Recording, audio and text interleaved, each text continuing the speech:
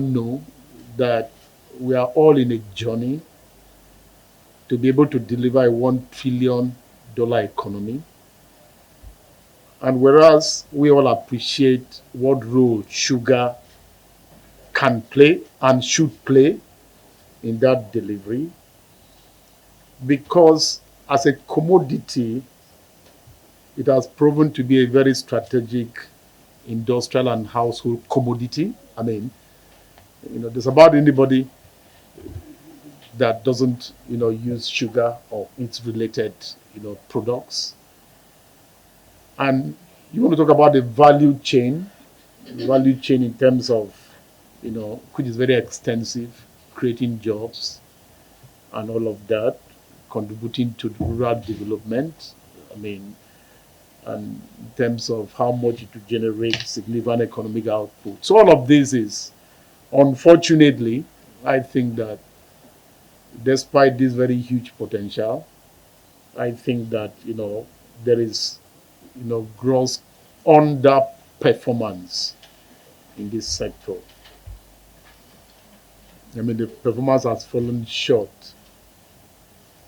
I can almost say that if you are a student of the Bible, for example, fully implement the brownfield backward integration projects, we must. I mean, which sites are being worked upon now? Are there sites, for example, that are fertile enough for the growing of sugar cane? If they are not, the National Sugar Development Council needs to provide guidance in terms of what land is available. I mean, there is a sugar institute that should be able to help in terms of the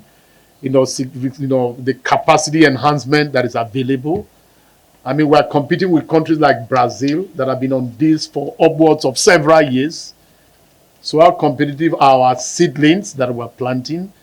And we're not just talking about producing in country, but the cost effectiveness of that production is important. How we improve our system and processes to ensure that we really engage in development of the sugar industry in Nigeria.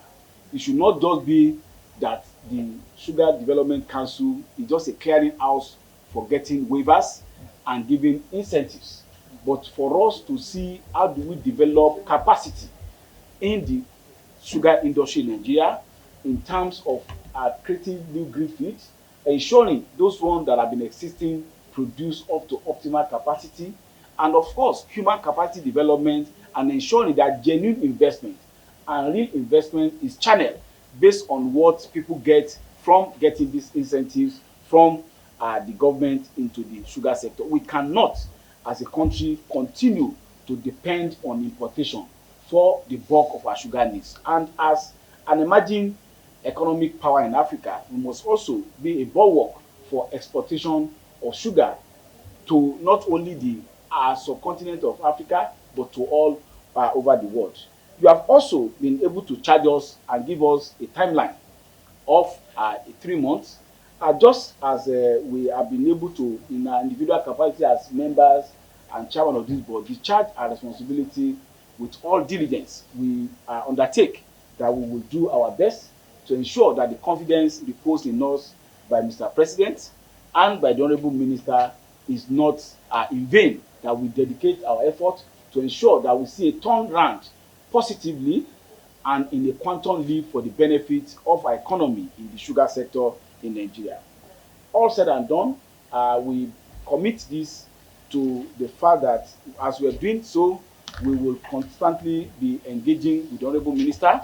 We'll also, when necessary, be engaging with Mr. President if we need some additional support to be able to realize what we are doing so. And we also hope that the private sector will collaborate with us